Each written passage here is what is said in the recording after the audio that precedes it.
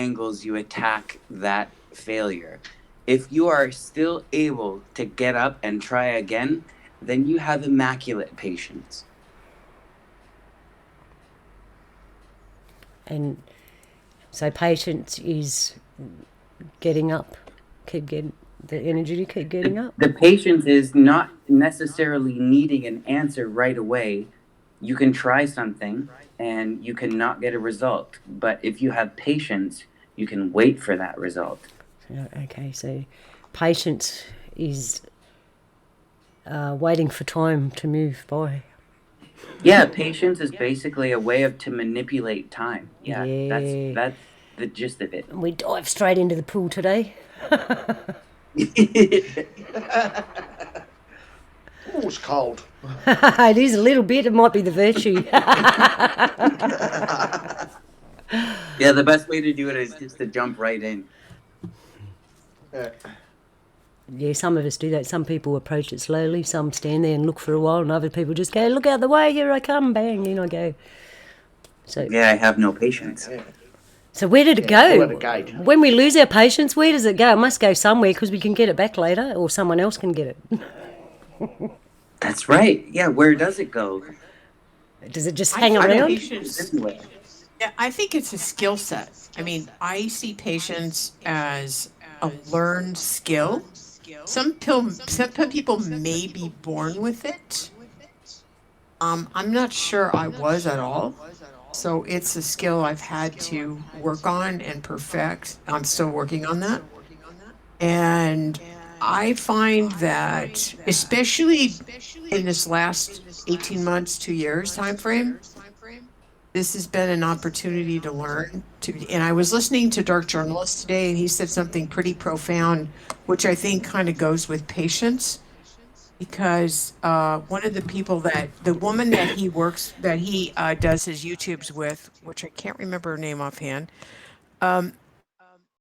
she was talking about something about losing patience or whatever, and I know, she said, "I feel powerless," and he said, there's always an opportunity to grow spiritually. And we are in one of those times where it may look like the other side has all the power, but the power we have is opportunity to grow. And somehow I feel like patience is a part of that recipe. I agree with you 100% there, Sharon, because I would argue that patience is a necessary ingredient for trust.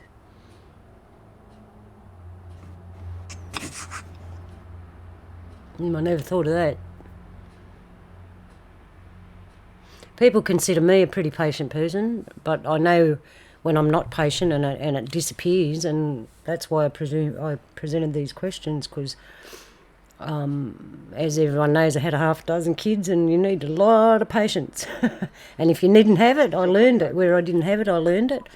And I learned to sit and watch that wave of time move across you.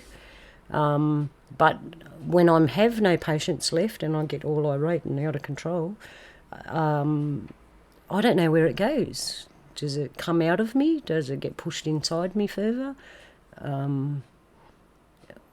One of the things that's kind of ironic about patience is that it seems to take people too long to learn it. You have to be patient. Exactly. You need patience for patience. I think sometimes it's good to lose your patience. I think sometimes you need to take action. And like you said, like we were talking in the beginning of the show, in Australia, the saying is, "Don't make me get out of my chair." Well, at that point, you could almost say that the person said that because they had lost their patience. It's like, okay, enough's enough, right? And I think anger and our temper, if we have some control over it, there are times when we need to lose it, when we need to get up and get out and make our point and stand our ground. And so I think that's all part of that skill set of of spiritual growth. Well, yeah, because the part of that skill set is revealing to other people why they should be patient. Right. Timing.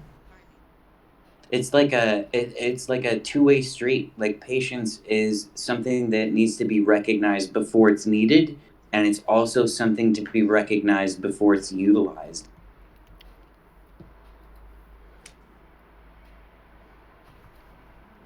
Is that silence of truth? Yes.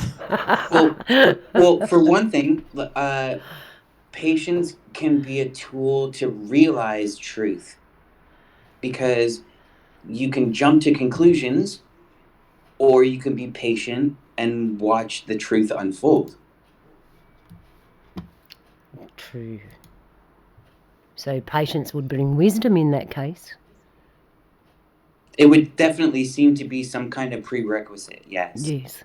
So I'm starting to see that the relationship between other things and patience is, I didn't know patience was like the fabric that kept everything together here. That's what I'm saying. It's almost as if patience is like the water that provides growth for wisdom. Yeah. Yeah, I Like like if that, wisdom was a Molly. plant and you Oh watered it boy. to get it growing, then patience is the water. Yep. You know, my friend was, both of us would like to move because for our own reasons. She's my neighbor. And she said something really profound. She said she feels like she's a surfer sitting on a surfboard and she's waiting for the wave. And until the wave comes, it's not time to get on the surfboard. And so that takes a lot of patience. I'm sure if you're a surfer, part of your skill is to be patient for that wave, the wave It's a that you brilliant know, analogy. right? I think so too. To me, And that analogy is so not perfect, but it's like one of the most accurate ways that you can describe how to use patience as an ally instead of saying that patience is just, oh, you're just waiting around to see what's going to happen. But if you look at what's happening and if you're mhm. able to project what's going to happen, then your patience becomes an ally. I Ah. think that this whole COVID thing has been an opportunity for many of us to work on skills that maybe needed some strengthening. You're right. Yeah, And totally. because we kind of have an idea of what's probably coming. And Well, everything that I've predicted in the last 2 years has come true. Um, there you go. but that being said, my level of patience is wearing thin. I heard that before. Like You know what? I think this week patience has is been, there, but then it can be worn thin. It's almost like a timing belt that wears out in an engine after a while. Like patience is there, but then the more you spin it around, it becomes thinner and thinner and thinner and thinner. right. And when do you draw the line for when patience becomes a detriment? Like when do you say enough is enough and you throw your patience out the window and act? When the straw breaks the camel's back, Yeah, that's when you know it's time to choose. exactly. So where is patience there? When the straw breaks the camel's back, where is patience? Because It most didn't of the go time, away. a Really, straw it that didn't. breaks the camel's back usually results in some kind of drastic action or shift in consciousness. And where is it that patience is no longer effective? Where is it But that patience becomes some kind of detriment, where it's just prolonging the inevitable decision that you've already made, but patience prohibits you from implementing it? it's like using a fork or a spoon. It's not about the fork or the spoon being better. It's choosing your instrument. It's choosing where you wish to stand. If you have ever seen the straw break the camel's back, you're standing at a moment in time where you're no longer bound by patience or by the straw breaking the camel's back. You are now choosing. You're free to choose. Do I use the fork or do I use the spoon? Is that when your Well, patience runs out? There's no such thing as your patience ran out. There's you making a well, different decision. my patience has run out. When people start coming at me and getting in my physical space to make me let them put that thing on my forehead or whatever it is they is part of their routine. Sorry, you get my wrist, not my forehead. Sorry, that doesn't work that way. Well, you either get my wrist or you get nothing. And to me, that's not impatient. It's just standing my ground. When you start mushing into my space and telling me you need my fluids or you want to swab this or that, no, period. So Yeah, you're saying patience should be null and void when it includes something questionable like your rights.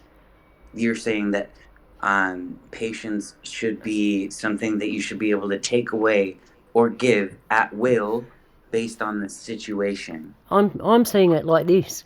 Patience is there, and it's there to like check your emotions so you don't go overboard. But when a situation arises where you need to act, patience seems to step aside and say, "Go get him." My Yes. adrenaline takes Well, over. right. Well said. Well said, Connie and Luna. When Exactly. I feel It's attacked, I'm sorry, I am going to defend myself. right. Period. Whether I'm 4'11" or 6'5", I will defend myself. Period. Loudly.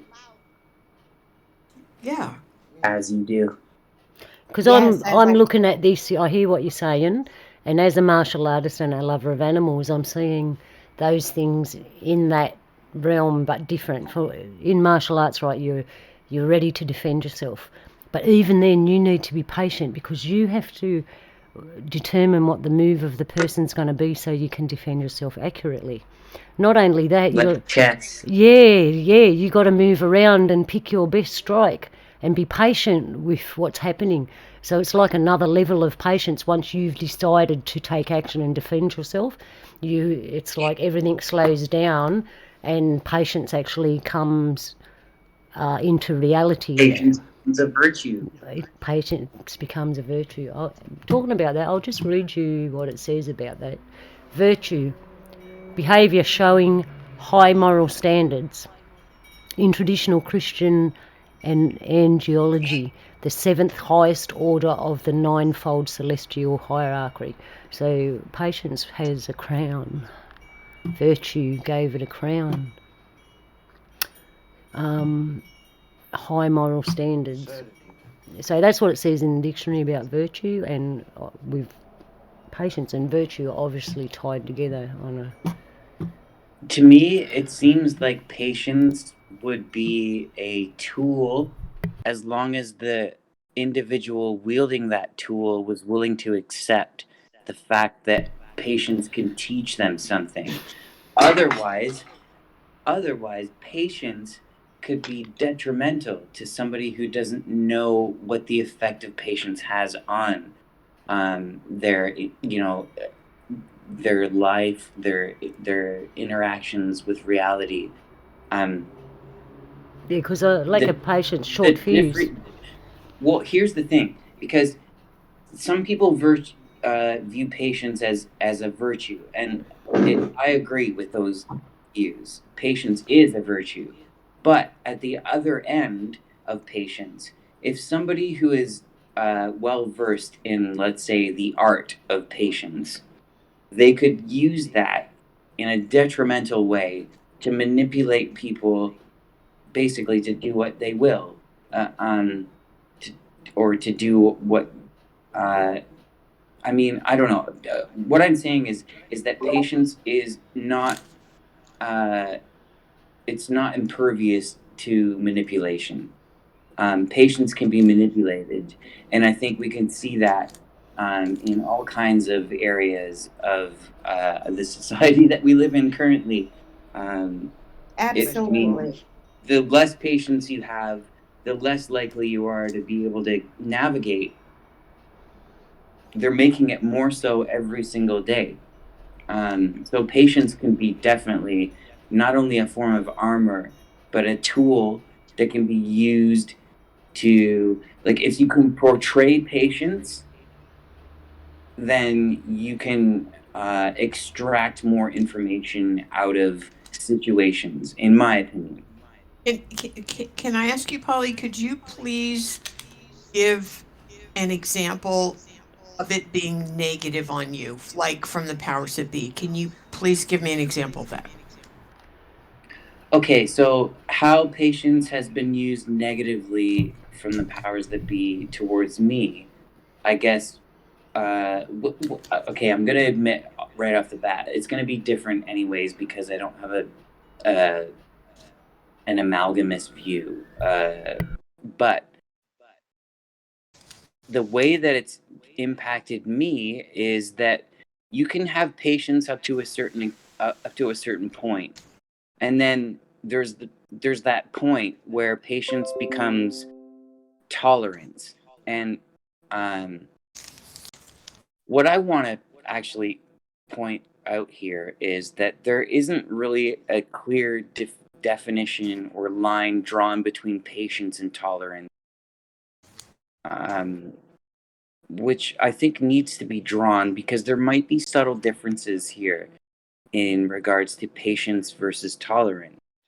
So, patience is something that you would learn naturally um, through circumstances that happen naturally throughout everyday occurrences in life. Whereas tolerances would be viewed, at least in my opinion, as something that you need to be patient with because of another outside influence. So your tolerance can be like, um, okay, here's an example. Um, if somebody is using cannabis for pain relief and their tolerance is too high, they would have to use patience in reducing the intake of said medicine to be able to get anything out of it. So the the patience is waiting for the tolerance to die down, if that makes any sense.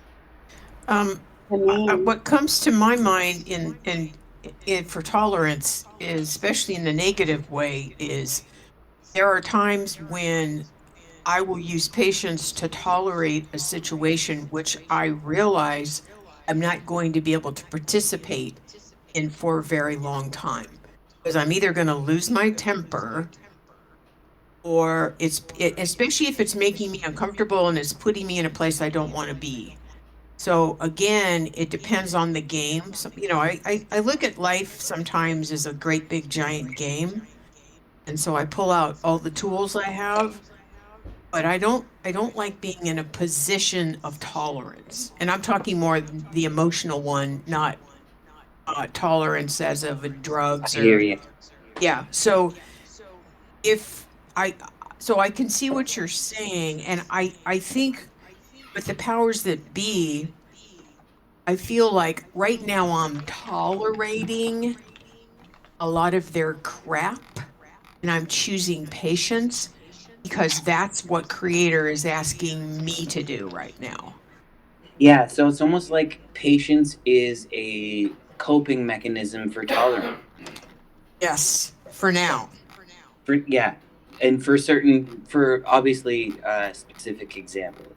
But which is probably going to actually benefit me in the long run. So in this case, it's going to be a benefit. Like, in other words, for me to get in the street and start freaking out that all this crap is going on, or not throwing rotten bananas and tomatoes at Mussolini, who just won, quote unquote, the elect, stuff like that, isn't really going to assist me to not be a jerk out there.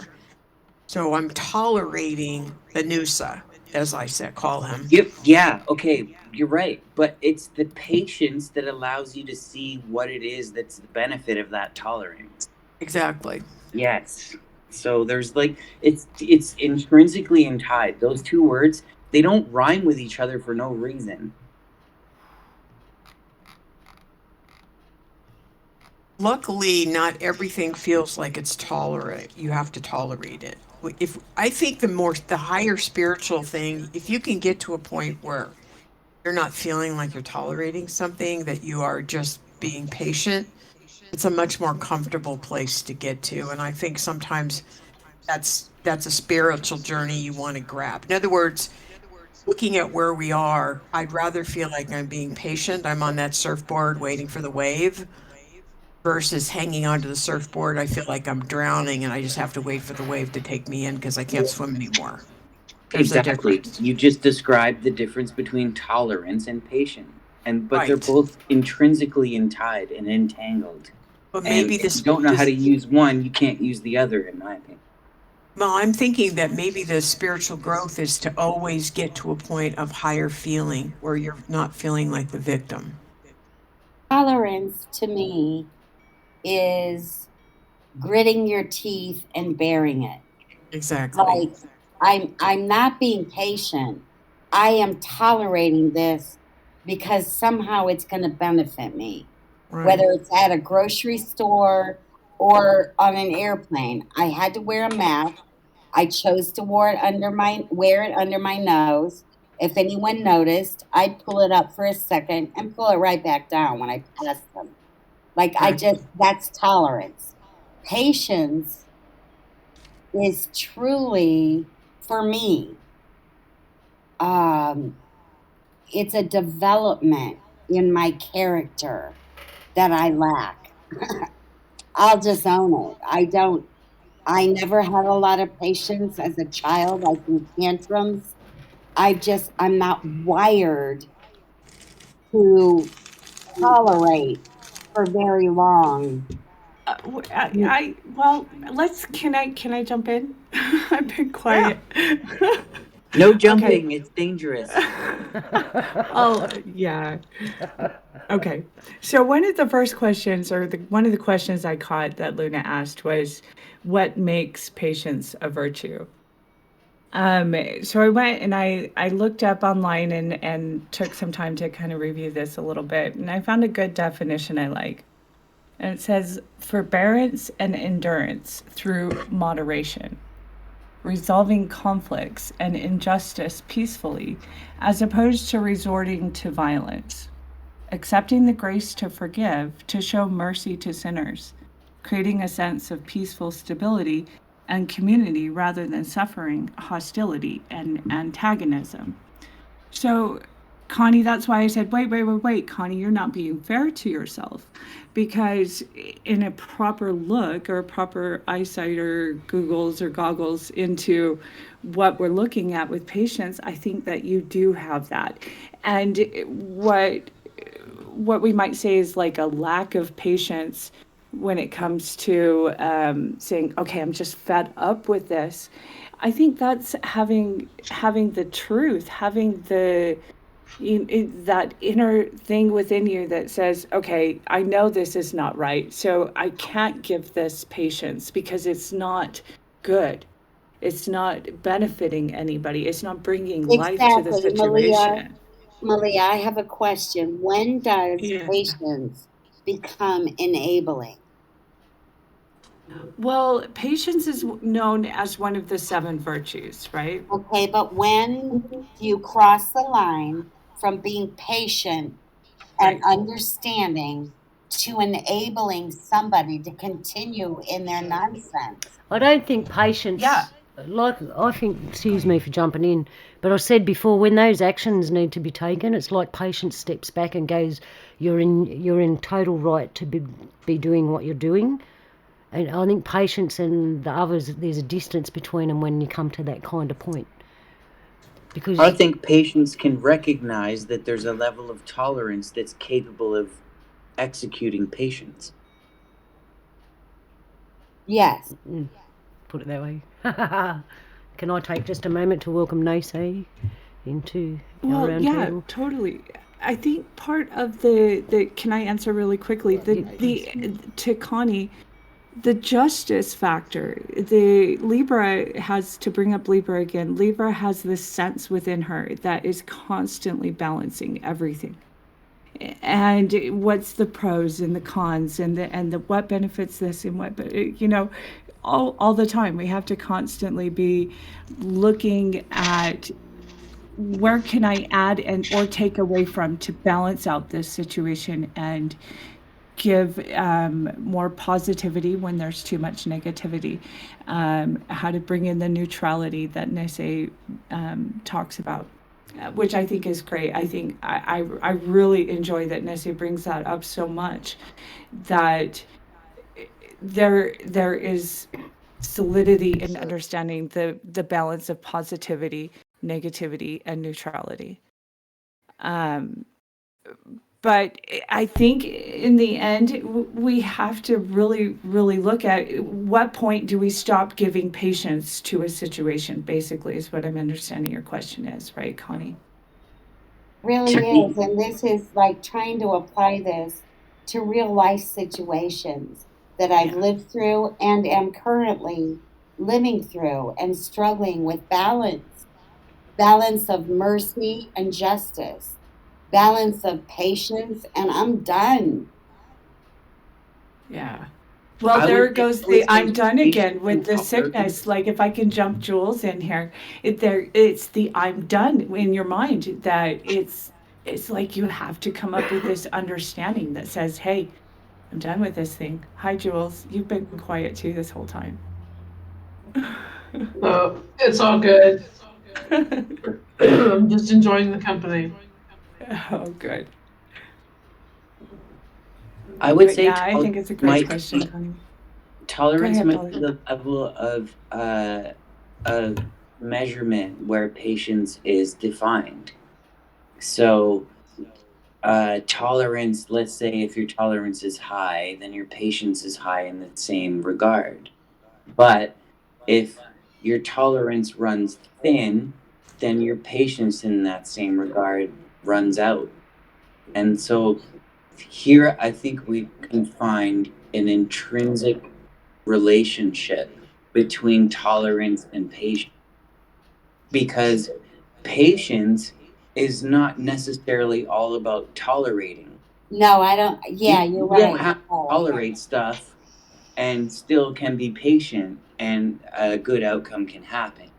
Right. Uh, but at the same time, you can be too patient and too tolerant, and shit will just keep fucking you over. Excuse my language. Well, that's when boundaries come in. And again, I think boundaries are another skill set, and they're important to the beholder. Each of us has our own boundaries. So how What we does the can boundaries relate to patience? Like how? Because I agree with what you're saying here, Sharon. But um, how do boundaries mold your patience then? Like because they do, right? No, I don't think they mold it. In other words, again, for me, it's as simple. I always kind of reduce things to things that are simple because I can't understand complex things when I have to make decisions. Being a Libra, I have to have it kind of some clarity. So You don't have I to be a Libra to get that. right. But I mean, it again, it's like at this point, me being on the planet for as long as I have, I know pretty much me and how I think and what's okay and what's not. And I recognize when I'm getting to the end of the road of how long I'm going to put up with the situation. So if I have to keep putting up with it, then I have to take action. If it's coming to an end, then I have to figure out how to do it in a gracious way. And if it's a boundary, then I'm going to have to defend that in a gracious way as well. Yes, if it's a boundary this far, no further. Exactly. And you have to figure out who are you defending your boundary to? Do you need to say anything? Do you just need to walk away? So in a Uh, way, you're saying that patience dictates your tolerance over time. Yeah, probably. Again, Like, I that's never like, think in any of these complex terms. Like when I speak to you, I always feel like I'm the dumbest person on the street because you add so much complexity, and my brain goes, "What did he say?" It's really brilliant, by the way, and I love it. But I reduce everything to such simplicity because otherwise I trip over my shoelaces. well, in response to that, which by the way is extremely flattering, I will say that I wouldn't be even asking any questions even close to this without having the minds that are here in the chat room in the first place. Because it's like a, I don't know if I want to call it a symbiotic relationship or anything like that, but it's the questions and things that people say here that make me ask questions that I wouldn't even be able to ask anywhere else. The only place I'd be able to ask them is here. And so this is why I love these discussions, especially about such rudimentary topics. Like really, really, if you, and especially because Sharon, you like to break things down until they're simple. Like we just talk about simple things, simple concepts, and to have a group of people that can talk about simple concepts and not be angry and still disagree even or augment would be a better way, which is, you know what, even more ironically, that the word augment is kind of close to the word argument. So I'll just leave it at that. So again, I think that as as I grow and as I deal with different, and I guess what it comes down to is who am I dealing with? What's the situation? Why am I losing patience? Why do I feel like I have to have patience? You know, it's always kind of, if we take what we're dealing with now without going into any of it too deeply, I feel kind of like something Luna said a long time ago that we may need to save our energy if things come knocking on our door. So I you know, like like this weekend, today I went shopping and I don't put the mask on, but the store has the mask notice back up because Noosa is back at it, right? So he stepped up the game now where everybody's wearing masks again. And the words are highly recommended. So as far as I'm concerned, that means I don't have to. And so I'm not. But somebody mentioned this week, and I think Cliff High, I've been listening to Cliff High, and he was talking about patience. And he was talking about in the last couple of weeks, he is feeling like he is losing his patience with the situation and he's starting to react. So this is a very timely conversation, I think, because we've been doing this crap for almost 2 frickin' years, or it feels like Didn't Biden just do that? Didn't he just say the same thing, that he was losing his patience? Yes, exactly. He's using his patience for people who don't take the jib jab. Yeah. Yeah. So Wait a minute. if I may, and Sure. Hi, bonjour, Nancy. everybody. So from my thoughts of tolerance is the ability when in a conversation or in a situation to deal with the situation when it's making you uncomfortable or it goes against your beliefs or your thoughts or your feelings.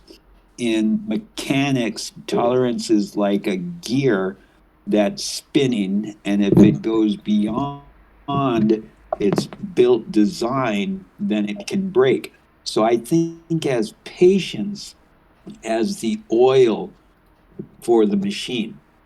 So it's kind of like that tool utilized to put up with the stress that is occurring through the tolerance.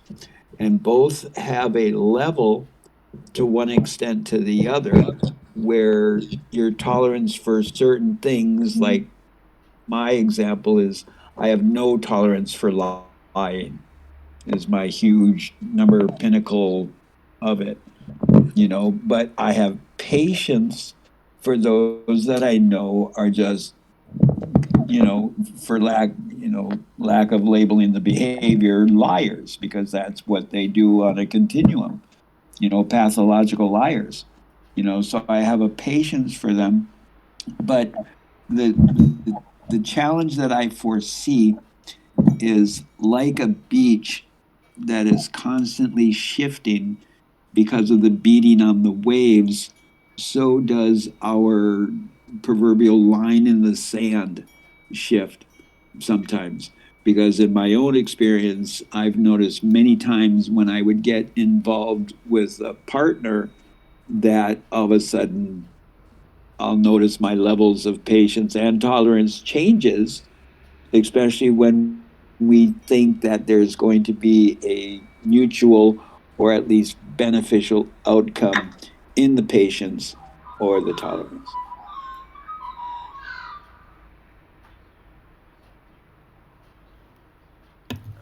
Well, I think it's really good to look at what the opposite of patience is, which, according to most sources, is sloth, to be lazy. I would disagree with that. The opposite of patience is I'm just going impatient. from most sources. I'm just going from most sources. What they say the opposite of the virtue of patience is sloth. So No. I'm throwing it out there. What do you guys think? No? I think it's interesting to have. Yeah, right? I did too. I would say maybe the opposite of patience is impatience. I would agree with that. Well, you gotta define impatience then. If you're just gonna put an "I am" in front of it, it just means the opposite of. So you still need a definition there, kind of ethereal. Going back to the simplification of positive, neutral, and negative, patience would be right there in the center at neutral.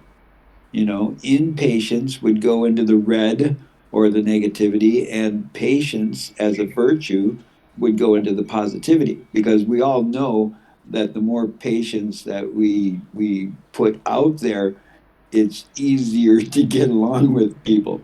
Because I would say patience is more neutral than that, even in that you can wait and clearly gain more information and then make a more logical decision. So And a more the fair longer you wait, decision. the more patience you have, you can clearly make a more informed decision on anything. And most, yeah, most when you get down to it, most of these things just get down to profit. So Well, I think too, patience, though, is the key in that statement, Polly, is how much patience can you have in a situation? Where's that point where the line is that you can't anymore? I was You've got to stop, because if you don't make a decision, we're gonna we're gonna crash, right? but patience is like an interest. It's like currency. It's like a safety blanket on interest. Patience. It's an investment. It will be. Yeah, it will be potentially, if you're wrong or if you're right. It's still an investment when you look Yes, back. it is. Can I jump in there? And while you're talking, all I can see is an animal hunting and sitting there really patient, waiting for their prey to come along when they don't know when, but when it does, they have to act. And I'm looking at that and I'm thinking, animals don't put emotions in their patience. Yeah, that's just something they have to do. They've got a different approach to patience than we have, the nature world. Instinct. Well, it's like playing chess too, in a sense, because you have to be patient and play the game in order to witness the other player make the mistake, and then you get to go in for the kill. I like Wow. the instinct idea too, because that's going back to what we did in our last roundtables, at least I think, if I remember correctly, about how love was an instinct. Yeah. Going in for the kill, they say? Right. I was interested in the same words. Can you expand on that? Well, playing chess. When you're playing Okay. chess, Yeah. yeah, and you're waiting for your opening to get the king. You're Yeah. playing as the white pieces, they say. No, I'm the purple. I'm the purple pieces. Purple pieces. They say there's no purple pieces on the board. Oh my goodness. They'll Well, be the color that I decide in my head, young lady. Yeah, I mean, Oh. you can make it any color. Well, It could where's be the red. pink then? It's checkers for nerds. Oh my goodness. So I have a question. But then, when, sorry. Go ahead. Be patient. What was your question, sister? No, I'll just listen. I'm good. I forgot it anyway. So go ahead. Well, I was just going to ask on that where we're talking about earlier, like Connie was saying, when is being patience, enabling? And so then it makes me think of the full spectrum of when is patience negative and when is patience positive. I know what my question was. I don't understand neutrality. Nothing for me is neutral. It's either positive or negative.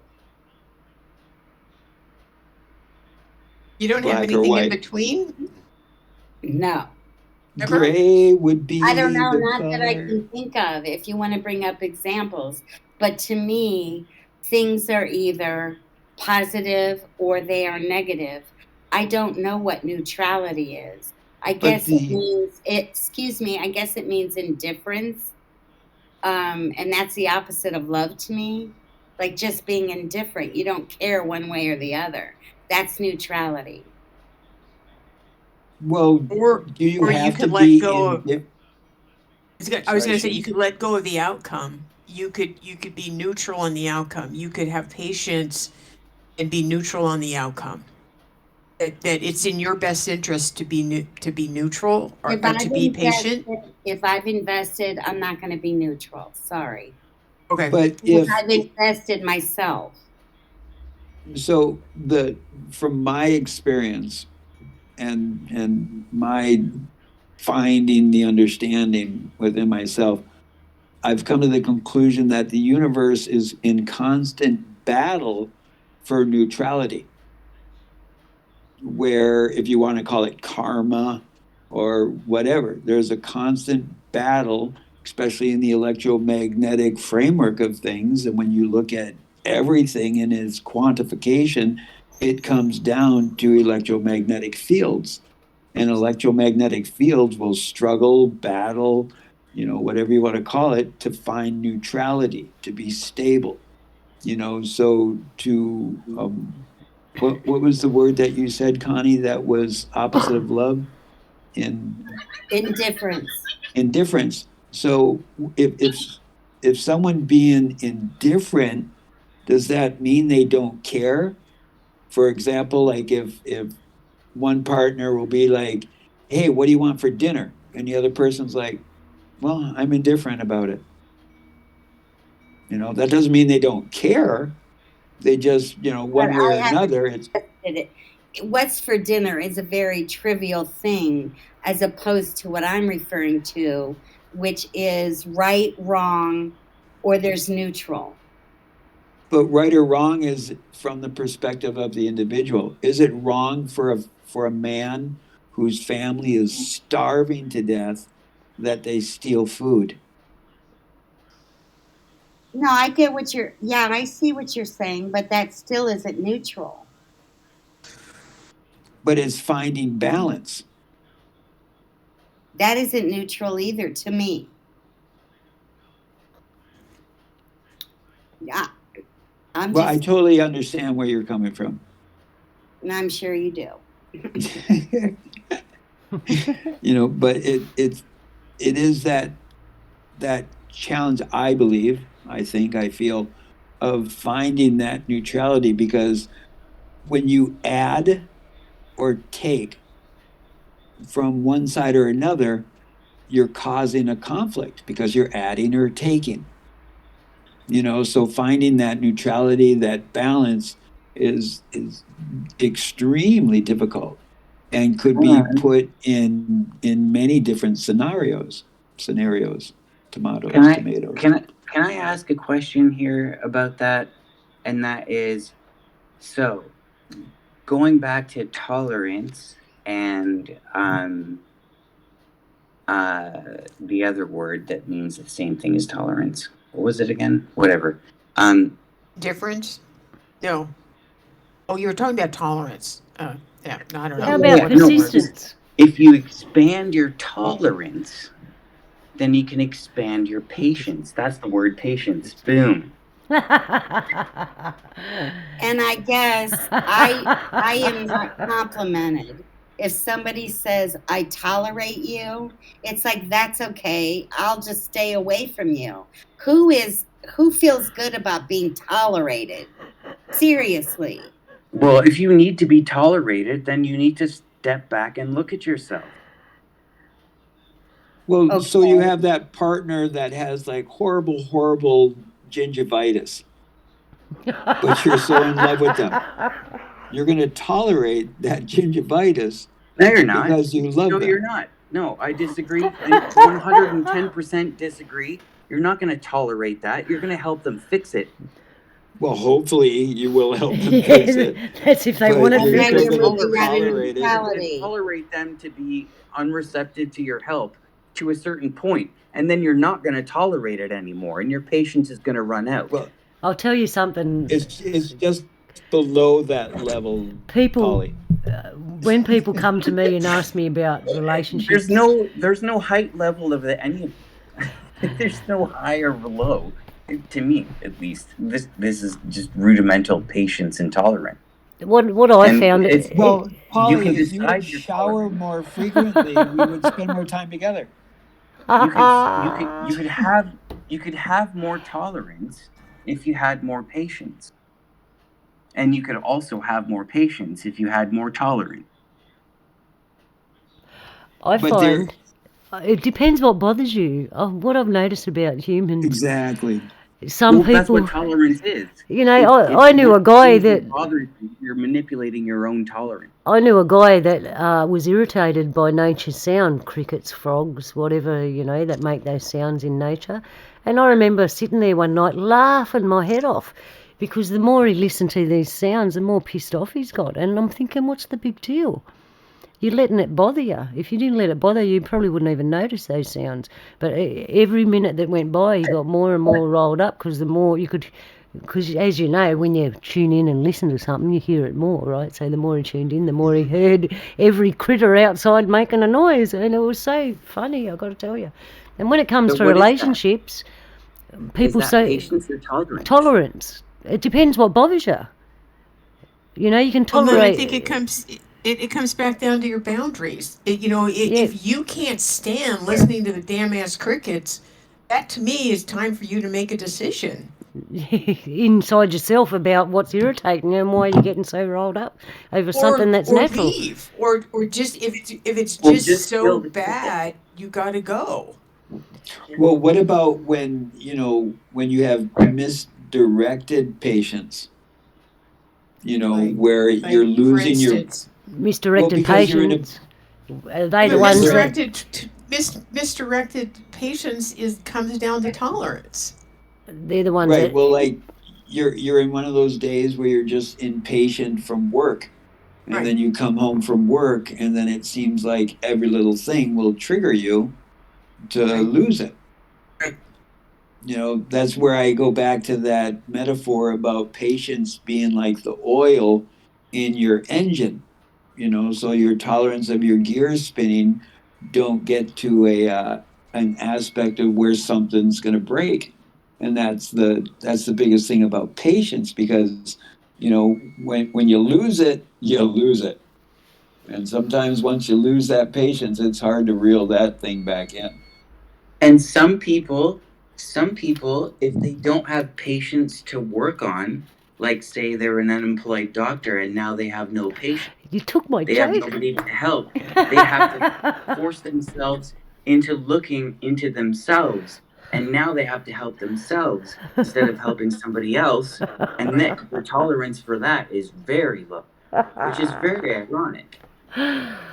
Well, I think that I think patience again goes I back thought to I put a Donna before skill. my name because of my patience. But I mean, I think it comes back to a skill, and they say, and I think we've all been pushed over the cliff by our kids. If we're a parent, we've all been pushed over the cliff. It's their job to push us over the cliff, and then when we go, they look at us and go, "What? What?" They all do that. That's their job.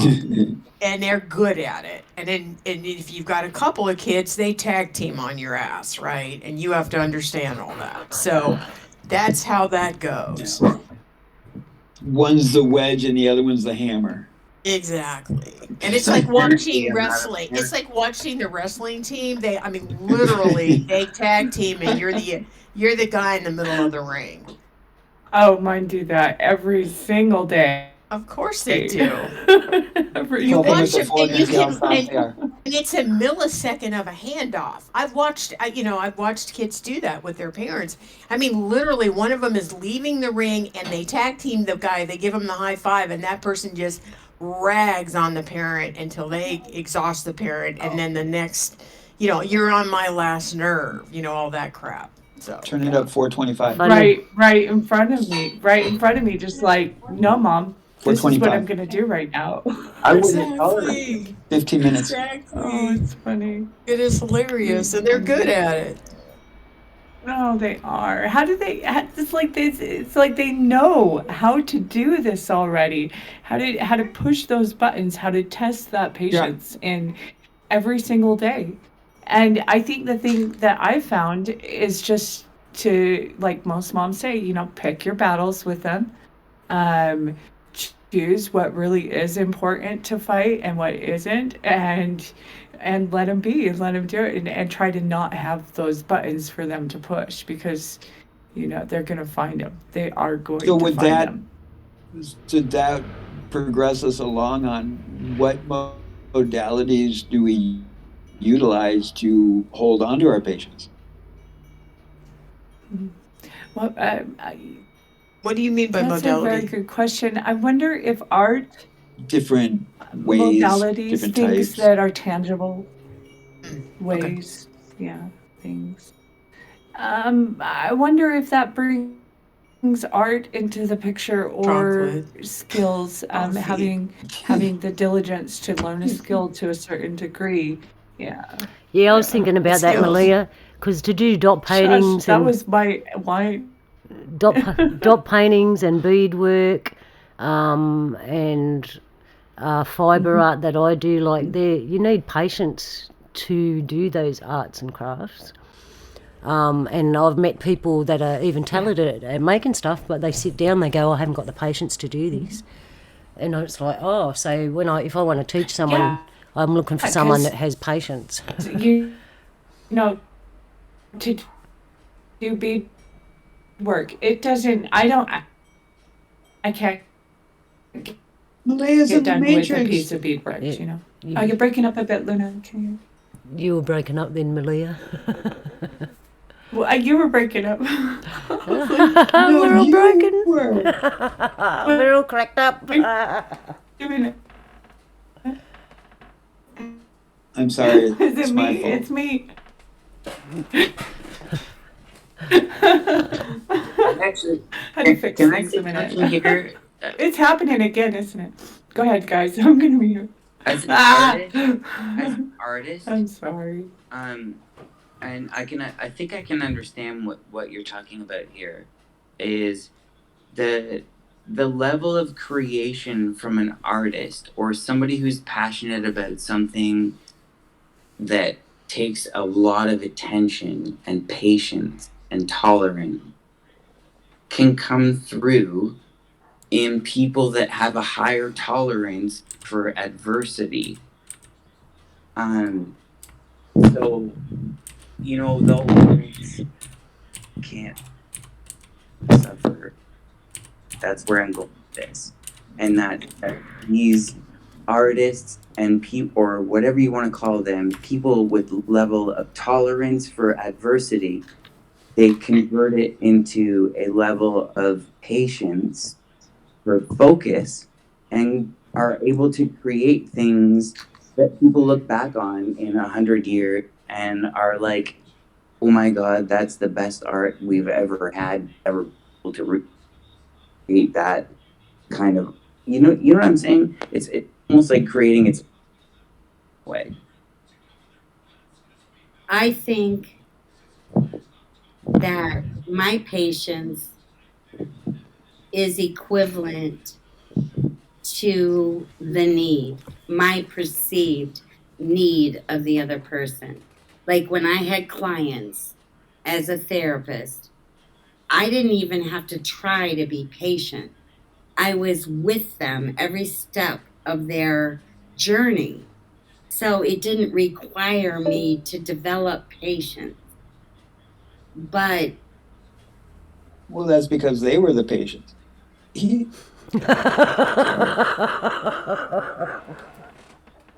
yeah, Well, yeah, I just want to say, No, if let you just Connie be finish. patient, on the other side, we'll see what will happen. On the other side, on the other side. Think about it though. When you're feeling Wait, patience, I wanted to hear Connie's full thought. I'm sorry I interrupted yeah, you. that was funny, but we need a laugh. I think I'm done with the Oh, thought. Yeah, just with clients, I never had to work up patience. I was with them. When I'm with someone in their journey, I'm stepping with them. I'm learning as they step sometimes. I learn more than they're learning. But if I see someone as an equal, as a peer, I think I have less patience. I'm just being honest. cool. I want to pose the question of when you're being patient, no matter what the situation is, what does it feel like? I just jumped into that thought and I feel calm. I feel calm, I feel wise, and in a way I feel strong when I'm being patient. How do you Yeah. feel? Being patient to me is the feeling of hurry up and wait without any anxiety. Hurry up and wait. Polly. I get that, Polly. I had to keep telling myself when we were in Tampa, everything's broken. And as long as I said that to myself, I didn't lose patience because I didn't have any expectations. Expectations are premeditated resentments. I love that saying. Hurry up and wait. Hurry up and wait because everything's broken. So whether you drop that call and go to another business, it's going to be the same thing. Might as well just be patient and wait on the phone call you're at. Exactly. Hurry up and wait is just a request for patience. Right. Exactly. But if you expect that, you've already. I'm in no hurry. Go ahead.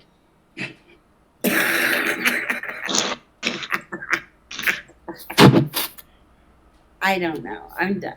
I'm gonna.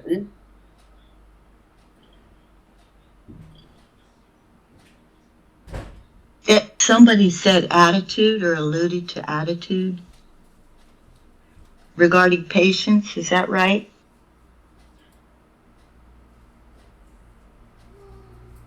I think. I think so. Yeah. Yeah. You said, is it attitude? Is that the word you just used? Right? I did. I don't remember if. Yeah, I'm waking up, but I'm awake. It's just, Anyway, well, Yeah, regarding patience, Right. your patience can be determined by attitude, just like Connie was talking about.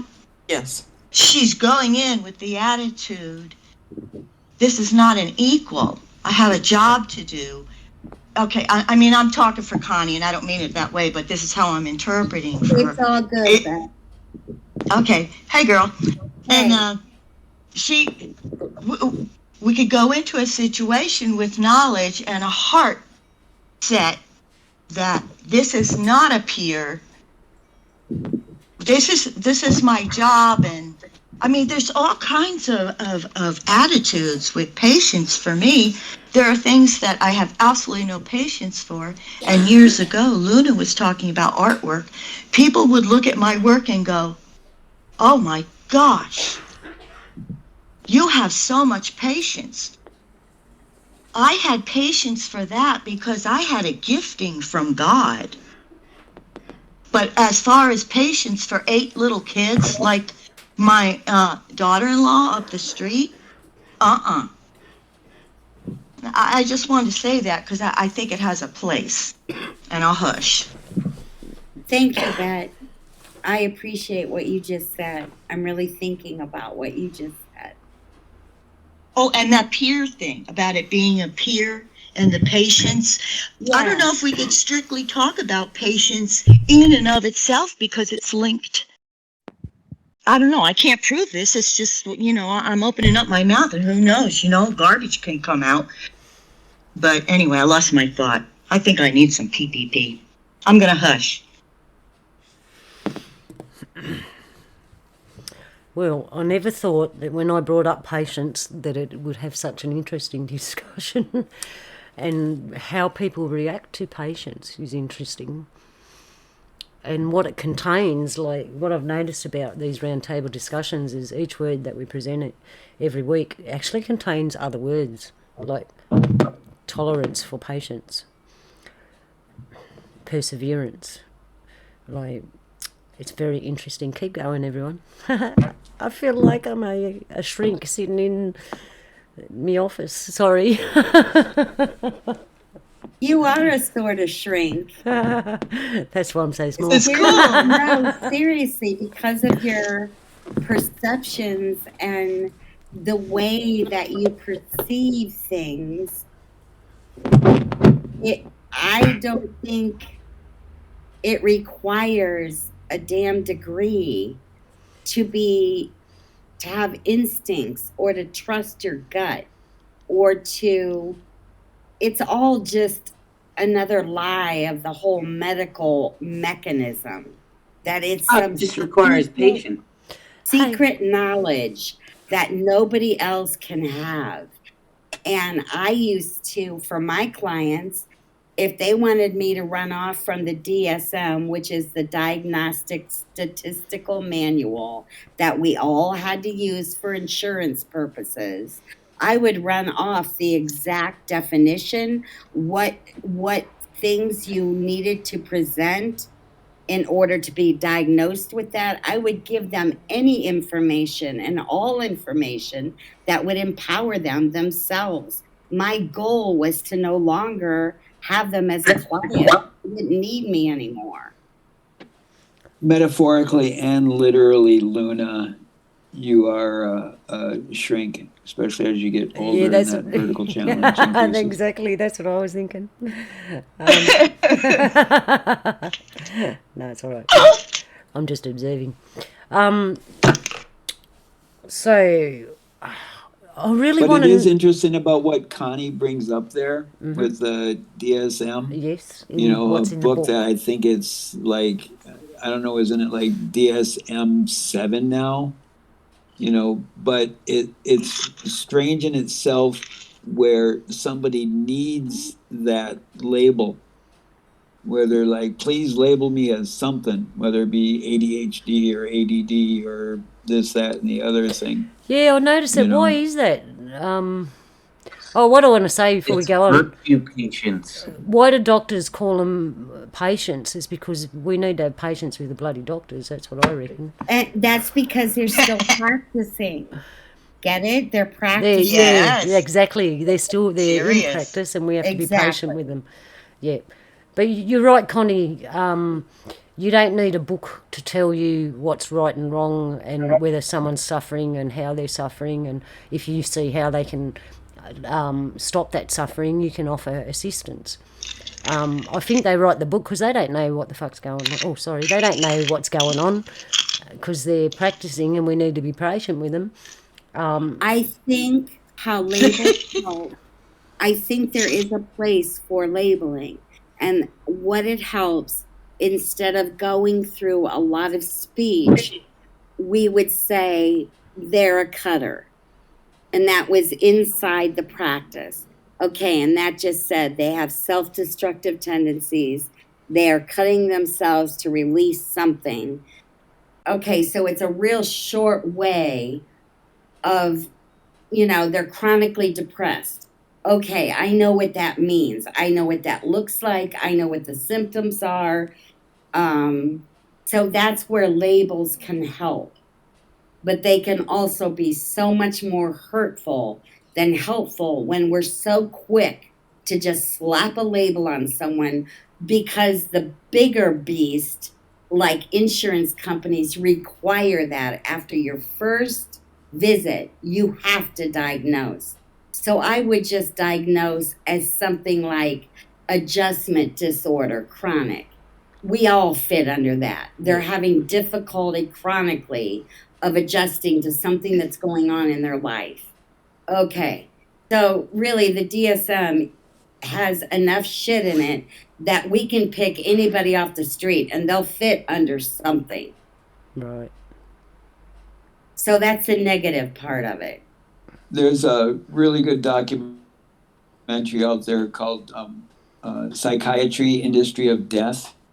And it goes in there and it kind of looks at the history of psychiatry, and then it gets into the psychiatry and how it has assisted the medical industrial complex because of the whole thing of prescribing medications. So it is sad, in that aspect of it, especially when people are going into this business of that to help people. And then you get caught up in the whole insurance aspect of it. So Tradition. then I wrote a letter of resignation that stated the very institutions that are set up to be of service to people end up the people serve the institution. And that's what happens. It starts out pure and the heart is right, and then it all ends up money and fitting into a system. Everywhere I've ever been, whether community mental health or private, it's really to our advantage to keep someone a client. Return customers. Keep them coming back. Yeah. That's really anti-healing. Yeah, in our practice, what me and Carl do, we say to people, we don't want you to keep coming back and giving us money to see us. We want you to learn the tools to be strong and hopefully never see you again, because you've got your life in order and spiritually you know what's going on. What I want to add to that, even though it's got nothing to do with patients, only the fact that we go to see a doctor, is traditionally in our culture we don't believe in mental health. It's a spiritual or an emotional problem. And when our healers and that look at a person, we look at the energy and coming out of the person, the energy on the person, and the energy of their physical health. And we assess from that what's going on. Is there an outside energy, spirit or whatever that is pushing on this person, or is it something they've gone through and they need to release those so-called demons, even though we don't call them demons, but you can imagine the dark energy coming out of them. And we help them release that, which makes them better. We also have certain food that makes you feel better. So if someone's feeling depressed, we can go and give them certain food and they'll feel better. But it's natural. It's not medicine as in doctor medicine. It's actual just food. And as we know, like even when you eat chocolate, you feel better. But ours is just... But that's where food. medications came from. They came from these ancient peoples and their mixtures of herbs and whatnot. But the thing the medicine does is it rips apart whatever the thing is that's healing and only takes one thing out of it and forgets that nature relies on a symphony and a harmony of many things to do what it does. And by taking that one thing out of it, you're not getting the overall health balance. It's disabling it. To an extent, I agree, because my people, my ancestors, they'll say like, okay, you can only use the leaf of this plant, or you can only use the root of this plant. If you use any other part of the plant, you potentially could kill somebody. But what modern medicine will take it apart, that root, say that's the leaf, they'll take the molecule in the leaf or whatever that is the active ingredient, and then bottle that, forgetting that the whole leaf is part of the healing thing. Well, this is where it goes into the whole thing of making money out of it, because you can't patent a plant until you control the seeds of it, Monsanto. Because the more times than not, the process of creating the derivative of that plant, that specific particulate that assists in the healing or the reaction you're trying to get, that is where the patent is made. So they make a patent off the processing, and then they make the money off of it. You can't buy patients, so you got to get them hooked. Right. Well, a patient cured is a customer lost. Yeah. That was a kind of joke, get it? Because it's about patience of virtue. You can't buy patients, but you can get addicted. How true. Yeah. In the comedy world, Luna, if you have to explain the joke, then you take away from the joke. I know. I'm not in the comedy world. Well, actually, this world is a comedy, yeah. I'm off key today. Yeah. Yeah. Comedy Luna. and tragedy. So, all right. Oh, Jules just said it. Pharmacia. Pharmacia, yeah. Jules just said it. Pharmacia. So Pharmacia. We need to have patience with all them fellas until they figure out the right way of healing. So what makes a patient person? What makes us look at someone and go, oh, look at them, they're really patient? After everything we've discussed about how emotions and different situations, where to apply patience, and negative and positive patience, the fine line, the grey area that the dictionary doesn't tell you about when you enact in real life these words. Yeah, the manual, just something's different in the translation, isn't it? Yeah, Luna? it is. So what is it that makes us look at someone and say, gee, they're a patient person? Obviously something stands out more than everything we've talked to be able to say that about somebody. Well, I got something on that.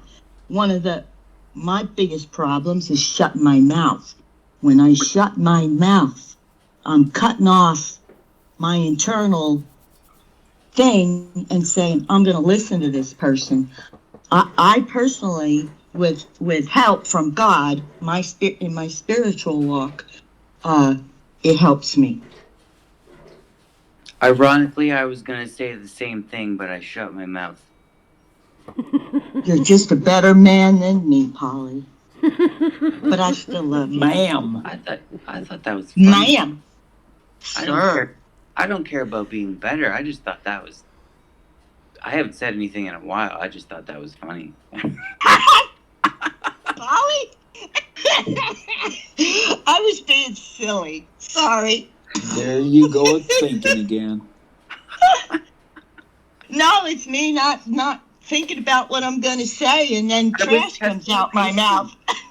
So testing patience. Come on. Sharon actually sparked something there. What about some other words to explain patience, like grace and respect? Ooh. Grace.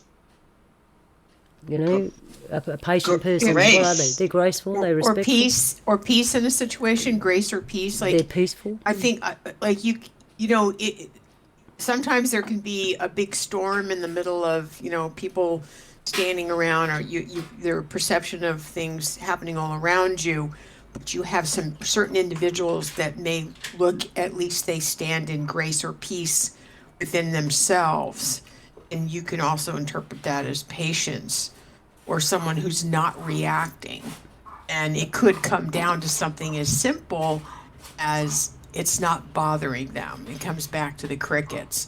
Well, in this situation, this person isn't bothered by the situation, but maybe for you, it's a challenge, right? So you can look at that person and think, wow, they're so patient. Or on they the other could just be spectrum, gifted. or on the other spectrum, those individuals that are purposely trying to push your patients? I never wait long enough. What do you mean? What do you do? That was good, Polly. You mean you just take off, Polly? Is that what you mean? He was joking. I'm sorry. I'm sorry. No. I was just being silly, to be honest. Oh. I was Oh. really I loved being it. silly. That was great. I'm sorry. I'm sorry. No, that's okay.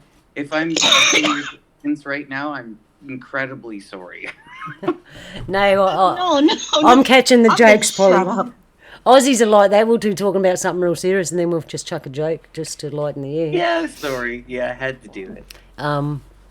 Yeah, so But what is being sorry? I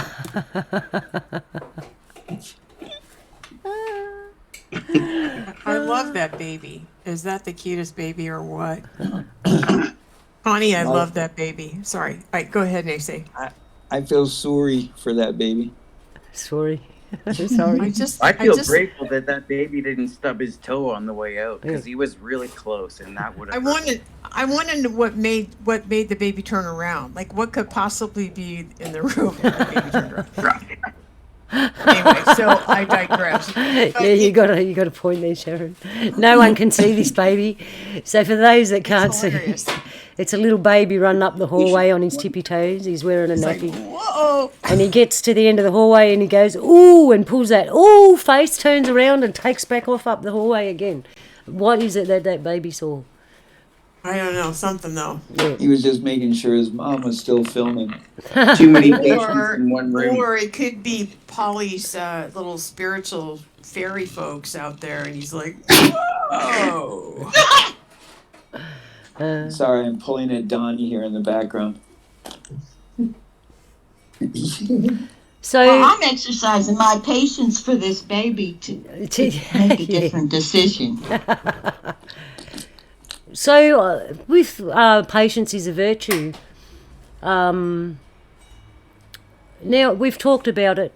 What about the virtue side of things? Like, well, there's also virtue patience, which I think is a result of the woke whole idea. So it can work in a detrimental way too. But yeah, it can. So obviously, is that telling us that in this world, to journey this world from the beginning to the end, we need virtues, and it's telling us obviously patience is one of them. But what other is, how come, I've never heard someone say truth is a virtue, or what are some of the other things we've talked about? I've never heard someone say love is a virtue, or wisdom is a virtue. Are they? Well, actually, in my belief system, love is a virtue. I think it is. Love, joy, peace. Maybe I got my things mixed up. No, that love never fails.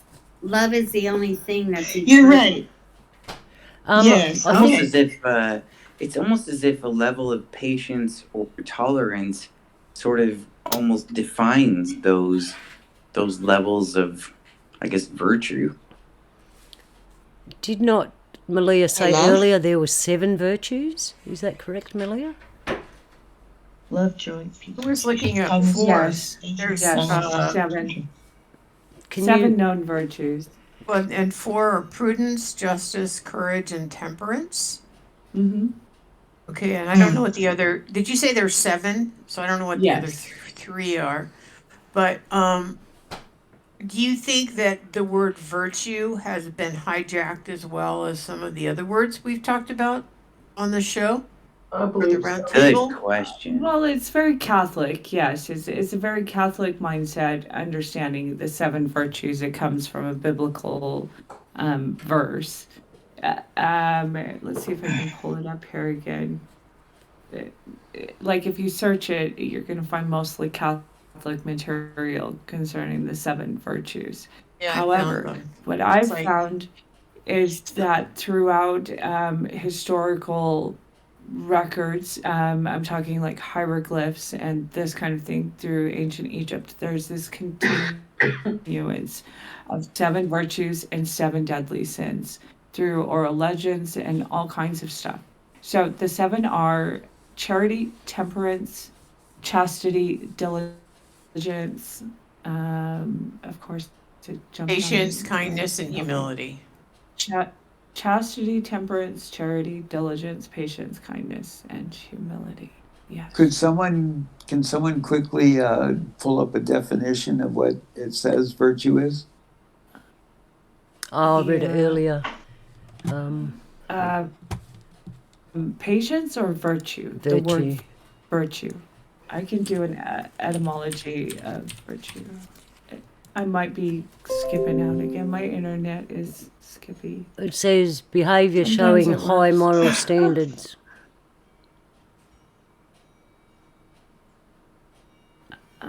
Technically, virtue is a moral life and conduct, a particular moral excellence. It's of the French word force, strength, vigor, moral strength, qualities, abilities. From Latin virtutum, moral strength, high character, goodness, manliness, valor, bravery, courage in war, excellence, worth from ver, the man, from pi root viro, or man. So it's specifically masculine in the sense of the very word virtue. Warlike. I We're heard just looking at the word itself. So virtue is a display of patience. Well, no. Yeah, Virtues as okay, have wait. 7 Word that. I should virtues. reword that, and I'm But being facetious. I don't know if I agree with But it. We could look further back. Virtue Virtue's a noun. as it relates from the perspective of a man. Well, it stems from the word vir, V-I-R, which is man. But we also get virologist, virology, virtu, virtual, virtuosity, virtuoso, virulence. Virulence is very masculine when the We word do virtue. tolerate a lot. Yeah, we do tolerate. Yeah, that's interesting. It is. So virtue is a moral excellence. A virtue is a trait or quality that is deemed to be morally good and thus valued as a foundation of principle and good moral being. In other words, it's a behavior that shows high moral standards. And that's why I was kind of wondering if this got hijacked, because anything like this, when we talk about moral standards and things like that in society right now, because black is white and white is good, or good is bad, bad is good, and all that. It's almost like, to me, I don't even think of the word virtue, because again, that's another word that seems like it's been hijacked. Yeah, most people that use the word virtue are good at Hijacking. yeah, because it's like a stat that you upgrade. You upgrade virtue, and Doesn't it sound like the pretendency and his entourage?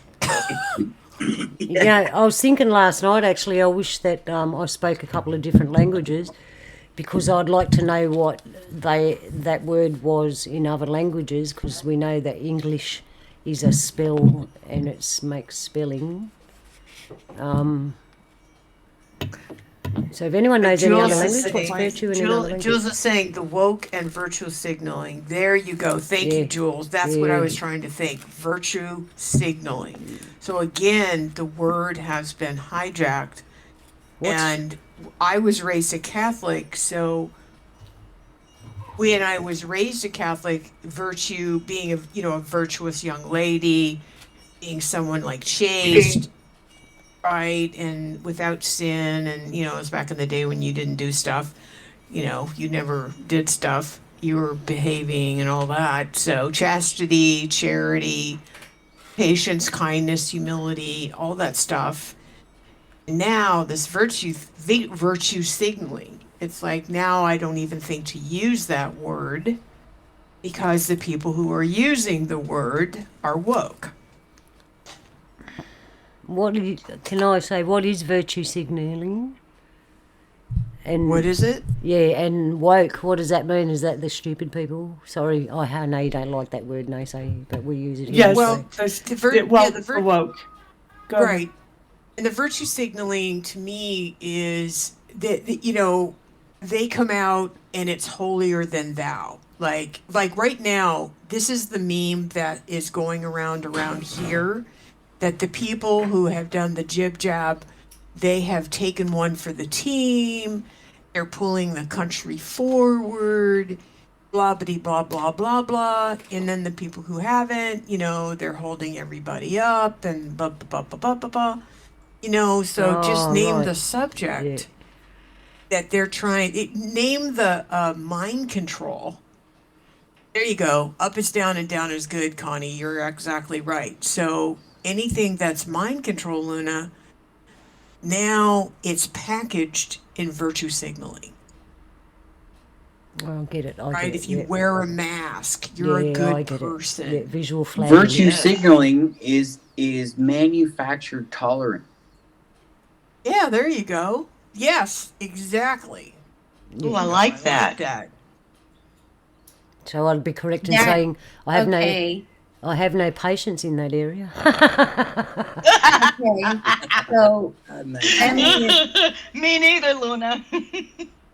feminists would say my body, my Okay. choice. Can I give you virtue signaling is the public expression of opinions or sentiments intended to demonstrate one's good character or social conscience, or the moral correctness of one's position on a particular issue. So virtue signaling is basically like this, communicating, like some of our UFO weirdos out there that are communicating to people, oh, I'm so good, and they're crying in front of the screen, and they're showing their emotions, and they're just super amplified. That's basically what virtue signaling is in this crowd of the woke people. And it seems like these woke people who are in this group of running after every agenda, running after every little, they're wavering. I see them in the spirit as like trees that waver back and forth. They have no strength of themselves. And so they're running after everything and anything that explain it to them. So, yeah, I got a baby crying in the background. That takes patience to talk through that. Yeah. Yes, it does. It sure does. Yeah. Give yourself a stroke. Right? You bet, honey. You bet. Someone else is in the nursing station right now. That's the mindset, that's being able to partition your mind and just say, okay, someone else is in the place right now of doing that job, and letting things be in a place of, well, that's where patience really is, the bottom line. Let it be. Let it rain. Okay. I love that saying. Just let it rain. So what I've heard up to now is we've applied patience to all these external things. What about when we have to apply patience to ourself growing in this world like a little child that we have to nurture and grow to a strong tree? How do we go about looking at ourselves and going, I'll just be patient with myself? Well, I know if I'm hard on myself, I'm going to be hard on you, meaning you, the other person, anybody. The more patient I am with myself, the more patience I have with other people. And I'll hush. I don't want to be patient. You have a choice, Macy. I didn't hush. See? The mouth. No, I say that jokingly because I have less patience for myself than I do for other people. Well, I've learned if I want to be in the same room as myself for long extended periods of time, I had to learn to be patient with myself. Amen, Luna. I used to say to my mom, I can't wait. And she used to say, well, you're going to have to. I'm sorry, Polly, I missed the first part. My mom used to say, or I used to say to my mom, I can't wait. And she would always say to me, well, you're going to have to. Yeah. I found nature teaches you patience. Like when you grow food, you got to wait. You can't. It's not a free. Okay, well, here's the question. Does excitement accentuate the tolerance of patience? Yeah, if you're waiting for Well- those oranges to pop off the tree, you get excited when they're all big and juicy. My experience in the Navy, sitting next to a TTY-8 printer that just sat there for 12 hours, sitting there listening to clackety clackety clackety clack clack clackety clackety clack for 12 hours straight. That taught me a lot of patience, Yeah, would have. because it was, those annoyances, being able to tolerate the annoyances without losing the patience. And just like with children, where they're like, can I have this? Can I have this? Can I have this? Or they're like, and one of my keys that I did with my kids, they'd be like, Dad, can I have $10? And I'll give you $5. And they're like, how about 9? And I said, $4. How about 7? $3. And then they say, okay, we'll take 5. I used to do the same thing. Another thing, too, is patience can be quantified by how long you've been alive. Because if you have to wait a year for something when you're 6, and then you have to wait a year for something when you're 60, it's a huge amount of patience difference. True. Oh, absolutely. Is that practice or wisdom? I think it's old age. I don't think little bit there's of both. anything over a year. I wait for everything. What, Sorry, hey, Bernice? Bernays. What we saying, Bernays? I said, I don't think I wait anything for a year at this age anymore. There's nothing that's that you expect to come over a year anymore, Paulie. Actually, you've got to. If you're older, you may not want to wait too long because you know how precious time is.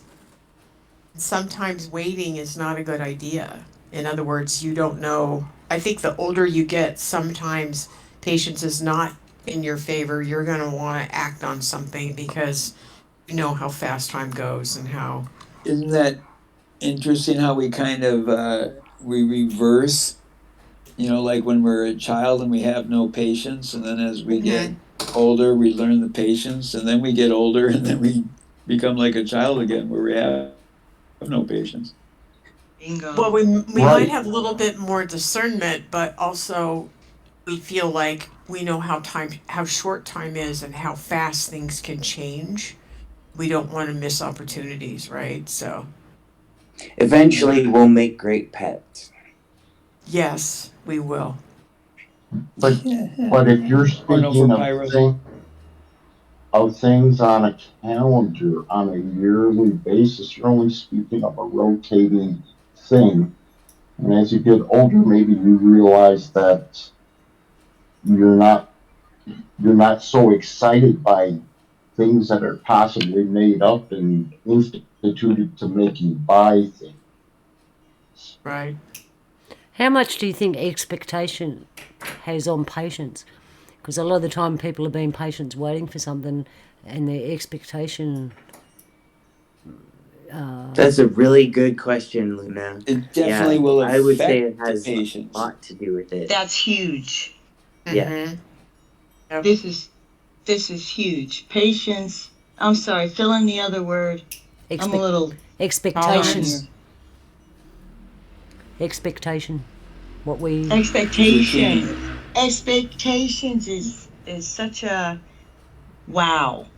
The more expectations I have, the more disappointments I have. So if I don't expect, I can be in anticipation, but it's not a place to stay. As far as expectations, okay, I expect you to behave, and no one's going to curse. And this is what I expect out of this round table. Nobody's going to curse. Nobody's going to make Well, the more expectations I come up with, the more disappointed I'm going to be, and the less patience I'm probably going to have for anything at all. Well, in the words of the Heinz family and their ketchup, anticipations, it's making me wait. Yep. Yeah. Yeah, remember the ketchup? Yep, wouldn't come out of the bottle. Oh, we know Heinz. We don't know Heinz for sauce. We know Heinz for Heinz baked beans, 57 varieties or something like that. Yes. Heinz 57, yeah. Well, I think we have two big ketchups, right? Don't we have Heinz and Hunt's? Don't we have Hunt's and Heinz? I don't use ketchup, but if you do, I think you have two big John ones you can choose from. John Kerry, But Heinz. yeah, patience and expectation. Yeah, if Heinz. your patience is based on expectation, I think you need to check it because you might get disappointed. Right. Or if your patience is built on Amazon.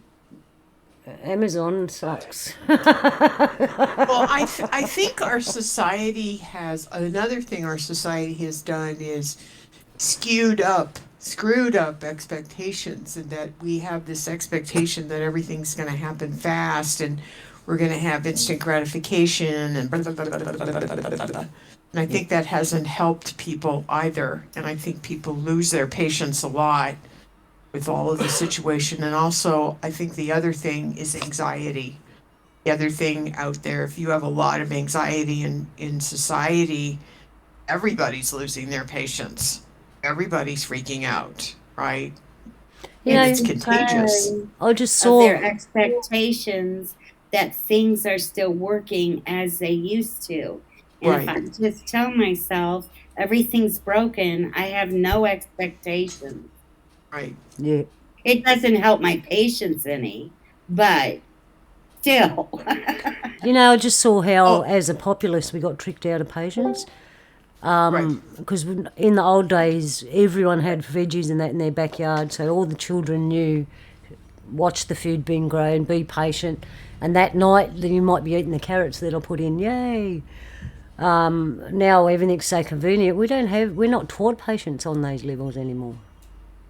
Because you just go to the shop and buy it. Even when you look at the experiences with computers, when you go to download software and they give you that little timing number and it's like, this is only going to take 10 minutes. And then 10 minutes goes by and then it's like, this is only going to take 15 minutes. No, 7 minutes. No, 10 minutes. Well, 6 minutes. So it kept skewing the time factor of things. And so I think we've been conditioned to be less patient. Exactly. I want instant now. Give me it to me now. Cook my food in the microwave. I want it now. Go to the shop and buy that piece of clothing. I want it now. Order that stuff. I want it now. If it's not arrived in 2 days, I'm going to complain. I expect to go up the shop and get everything I want right now.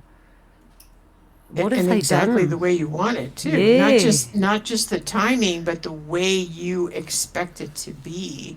So they've trained us out of patience, and they've trained us out of a virtue, virtually.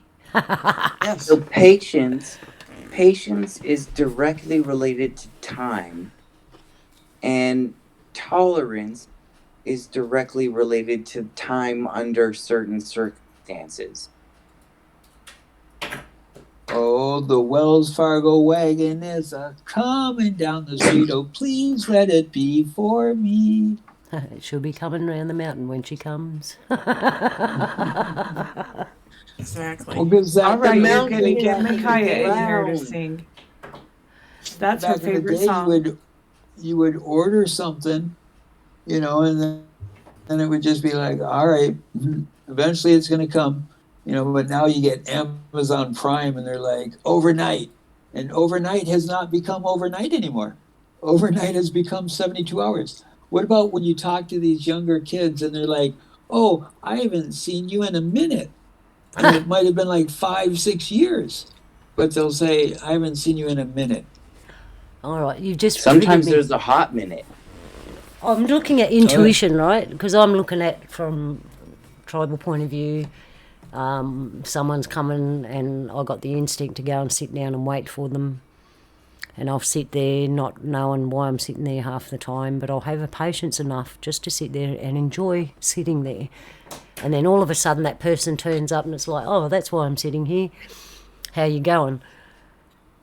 They've taken that away from us, and I can see how it's infringed on our intuition because we haven't got patience. To have intuition, you need patience. To sit there and not know why you're there or why you're doing what you're doing to wait for the outcome. They've taken that away as well because they even want you to estimate what you're going to do next. How much money are you going to earn? Where will you be? What job will you be doing? How much of this will you think you'll be doing? They've taken it away, and what I'm seeing in this conversation is how someone sat back. I hope I'm wrong. Someone sat back and looked at all this and gone, how can we stuff up all these people? It will take their patience away, which will affect their intuition, which will affect their virtues in life. Can you see the pattern that I'm putting here?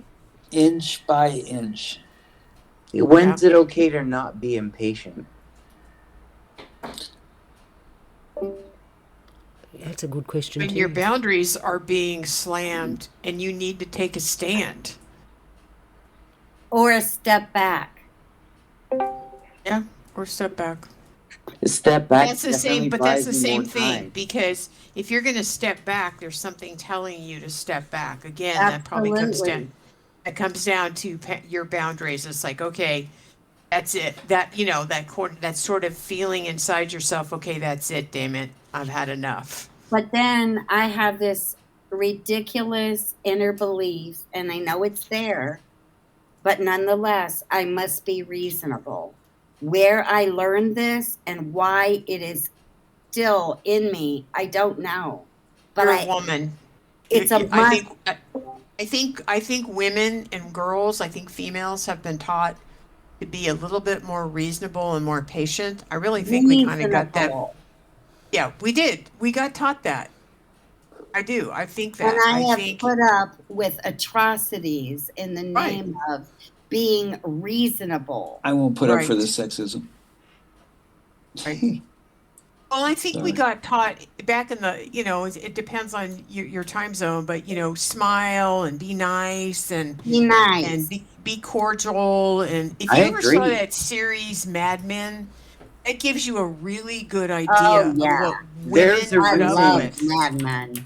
There's a reason why grandmothers are more in family structure than grandfathers. Yeah. Oh, I'm not disagreeing with you, Sharon. I'm just teasing out there and stuff. But I mean, I think that it comes with, as I say many times, the full spectrum, where men and women have the same characteristics, but sometimes generalizing, women will have more of one thing and men will have more of another. They have more patience. Well, I don't know if I quite caught everything you said, Sharon. I think it was something about what women have put up with over the years. Right. Okay, I would just like to balance that out. And it's not in contradiction to what you said, but I think there is so much emphasis put on the woman today that it has actually crippled females. But even just as important as that, I mean, it's all important, is that the way males have been portrayed and taken out of their role, traditional, and I don't mean as role, I mean, if war comes, what I have studied, what I have found out is men and women go back to basic chores. The men do the hunting, they go out at night. They do most of that. The women do the caretaking, schooling of the kids, the cooking and the cleaning. It's by way of necessity. So I don't know. I don't know if that applies here. I just thought I'd throw it out there because I just think men get I think you, a bad rap. I think you might find the world's changed a little bit because you'll have both now because there's men out there that don't know how to do them things, and there's women that do. And I reckon now, this world, if that happened, you'd have men and women together doing it. You'd have some men and women cooking, and some men and women hunting. Because it's more women world. are better hunting at the point. supermarket than men are. I think Oh, that there's absolutely, nice, eh? I think that there's been a lot of crippling of society. I think there's a lot of, go back to gender fluidity or whatever all that crap is. I mean, everything is, again, black is white, good is bad, and everyone's confused, and we've confused the guys, and the women are confused, and the women, I mean, now in American colleges, there's more women than men, and at one point in time, that wasn't true. And so we've got all this stuff that shifted. Again, we're being brainwashed and manipulated, and it would be really interesting if they just left us the holy hell alone. Everything would sort of sift back into a way where people were comfortable. I'm not saying which way that would go at this point, but I just think that we are being manipulated. Hugely. What I took from what Beth said is pretty much just natural law that the man is going to do most of the certain items and women will do the others because we both have it inside ourselves for the male female thought process, but we're genetically built different. And that's the thing about the mind. Inside the mind, we can have both sides, but we are built different on the outside. So that's where the argument of man, woman, male, female, all it kind of shows up, and then genetically it does show up at the end. Whatever sex you want to have or whoever you want to love is up to you, and it's great to me. But when you change the words, when you change everything that mankind is known for, well, they say 2,000 years, and now they're going to just institute something new, somebody's blowing a lot of smoke out, and it's not the type I enjoy. Well, this is one of the things that I so much appreciate my ancestry, because we didn't have a labeling or a difference of the men and women. So an example is the word bimibatu.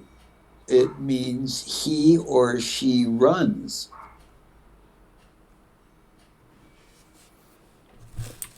And the only way that you know the gender of the individual within the sentence is whether it's by the individual's name, or they'll say ikwe or inini.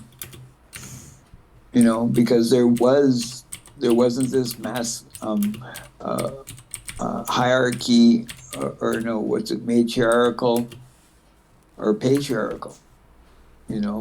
Men and women were held in the same regards and could practically hold any position as leader of the entirety of the community.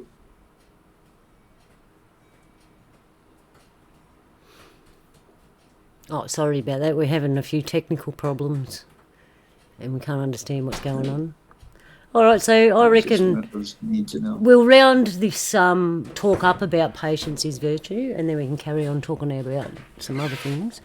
So it's been a pretty deep conversation as far as patience and virtues go. It's helped me to understand how it works better, and where it works and where it doesn't work, and where it becomes grey and where it becomes emotional. And I watched it stretch out and change all these things. It doesn't have faces as such, like other words that we've talked about. It's more of where it's placed rather than having a different face. Patience is patience, and it depends where you place it to how it changes. That's how I have observed the conversation. So I'll just ask you what you have observed through this conversation and what you think about patience and virtue now, and and then we'll wrap it up for this week's topic. So whoever wants to go first, what do you reckon? Well, I'll just go back to what I first shared. Sorry, yeah, go ahead, Nancy. Well, I was just going to go back to when I jumped into the conversation. Again, sorry I was running late, but, tolerance is that ability to denote where the stress of something is occurring. And patience is the oil to assist in that tolerance so that the loss of patience doesn't turn into a negative situation. So be the viscosity of your own world. Be the water, not the rock. Yeah, and I would like to add to that the sound, the phonetics of the words. Tolerance, patience, they rhyme.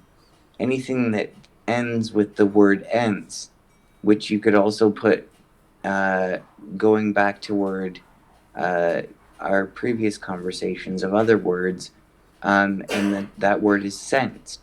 It's tolerance is almost like one of those senses that works in the opposite way, in a similar way that love does. It's something that's projected outwards and not something that comes from within. It's something that's projected out from there. And it's weird that all those words have this ents kind of rhyming sound. That's why it's called spelling. Spell. Yeah. It's a song, because a real spell is a song, and it has a rhyming kind of sound like a song. The word universe to me means one song. Yeah.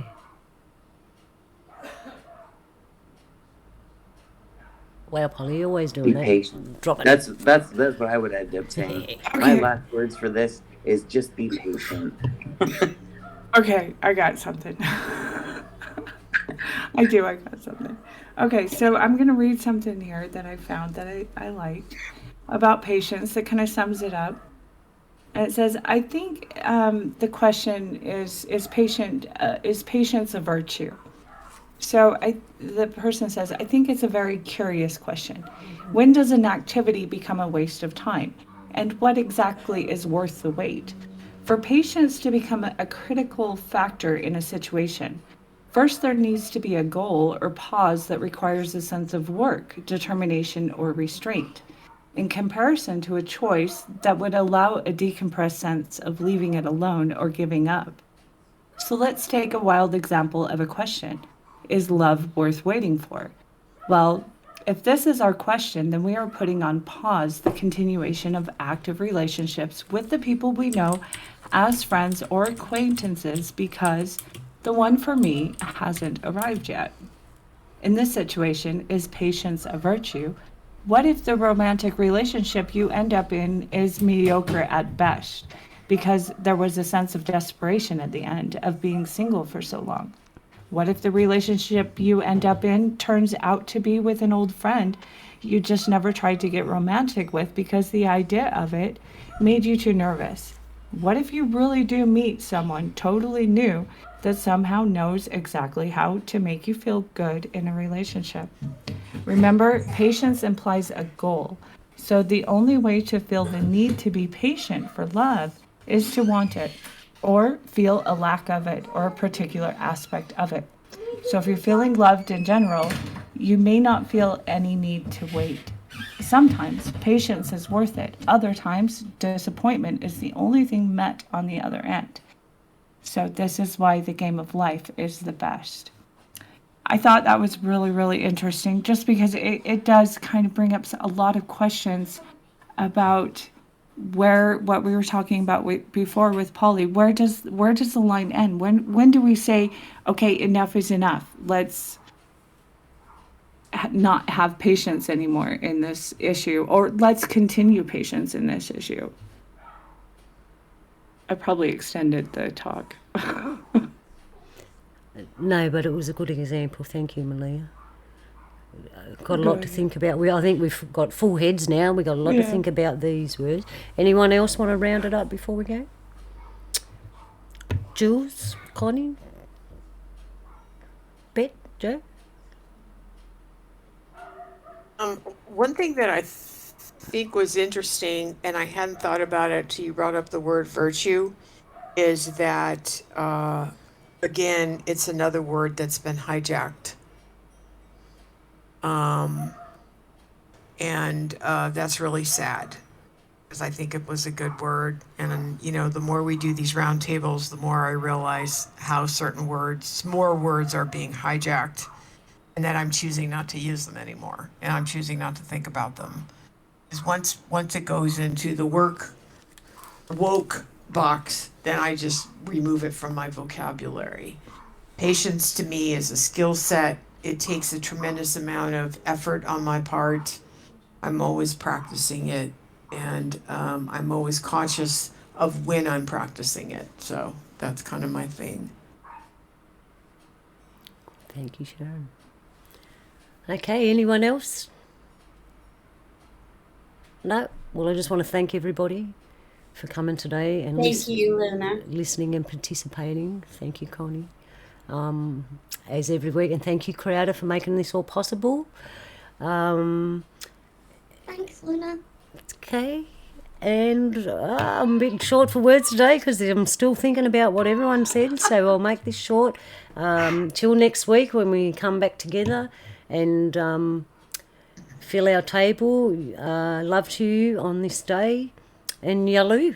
So, okay. Yalu. See ya.